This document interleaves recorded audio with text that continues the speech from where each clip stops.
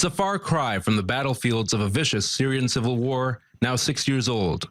But this hospital in the Israeli coastal town of Nahariya is serving as a temporary home to some of its victims. This here is the entrance to the Galilee Medical Center in the Israeli city of Nahariya, not far from the country's border with Lebanon. Inside one of the hospital wards here, more than 30 Syrian injured are interned. For their own safety, the Syrians are kept in an underground section of the hospital, built to protect from Hezbollah rocket attacks. This man is 23 years old. We won't show his face, as his presence in Israel can put him at risk. He comes from the Syrian town of Bet Jan, not far from the Israeli border. He told us of the day he was hurt almost 6 months ago. I am a farmer. I was on the way to work, just like every day.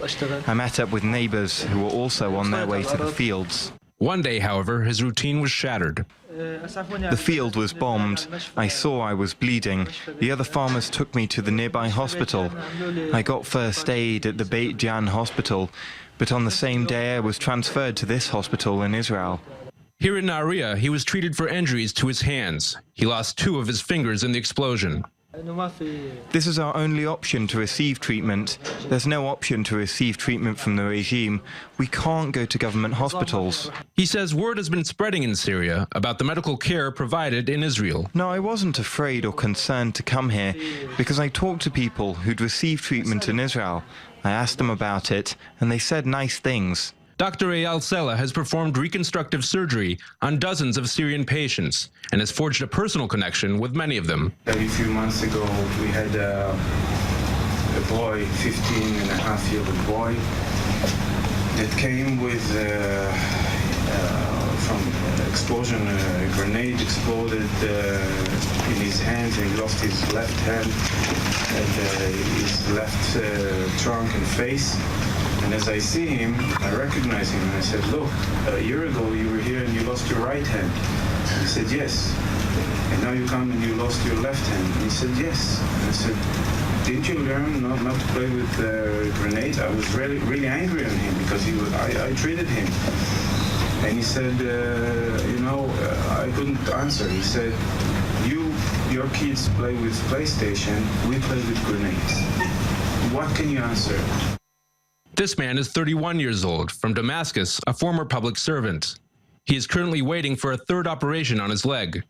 He has not had any contact with his family for 7 months. They treated me as a human. They didn't look at me as if a person coming from Syria. They treated me normally and well. The Arab Israelis here are our communication link. We speak Arabic and they translate. We have Jews, Muslims, Christians, and Druze live in the same area. You see it in the patients that we see that come to the hospital, and you see it in the staff working, doctors and nurses. We grew up the idea that Israel was our enemy. I've spent 4 months surrounded by these walls. I haven't seen the outside world, so I don't really know Israelis. Still, he says his first impressions have been positive, and he has even been making an effort to pick up the local language. I am learning some Hebrew. We asked what he knew so far. I want to smoke, a common request in both Israel and Syria. And he joins us now in the studio to break it down further. Shai, welcome. Great. So how many Syrians have been treated since the start of the war here in Israel? We're talking over 3,000, going back to 2013, when this project, really, you could say, began. About half of those at the hospital in Nahariya, the other half at a different hospital in the city of Safed, also in northern Israel, of course. Typically, patients spend anywhere between a few weeks and a few months in receiving treatment in Israel. It's not, superficial cases. For those, they probably can receive some sort of treatment in Syria. The people who do arrive here have fairly serious injuries. So we're talking about very intensive care that they need to get. Wow. And what's the vetting process? How does Israel know if he's bringing in potential threats or innocent civilian casualties? Right. How this happens technically is people simply do approach the border. On the border, there's a whole array of motion sensors and cameras really monitoring everything that happens. They're more or less able to identify who is probably injured once they approach. They approach usually on foot, sometimes on donkey. Forces are alerted to receive them. People who have... On donkey? On donkey, on on the back of a donkey. Wow. Often, but usually on foot. They're brought to the gate, more or less. Forces are there to receive them. They're alerted in the meantime, often given initial medical care on the scene. There's also a certain vetting process, certain security checks performed to make sure that there's nobody with hostile intentions, of course. Now, Israel from time to time is responding to fire across the Golan Heights. What are the forces arrayed there? Right.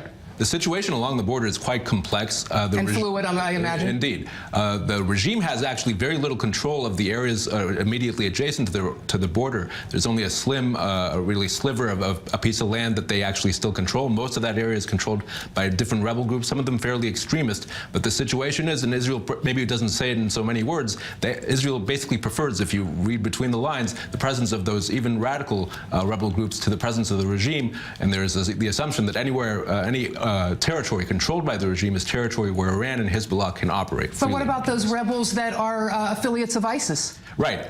Despite the obvious enmity that exists between groups like Jabhat Fatah al-Sham, formerly al-Nusra, with former ties to al-Qaeda, there is more... Or the Yarmouk Martyrs Brigade? We haven't seen a lot of exchanges between Israel and those groups. There was, back in November, of course, an incident with the Islamic State, but even then, we're talking only one. Wow. Shai Ben-ari, thanks so much for joining us. Very interesting report. Sure. Thanks. Appreciate it.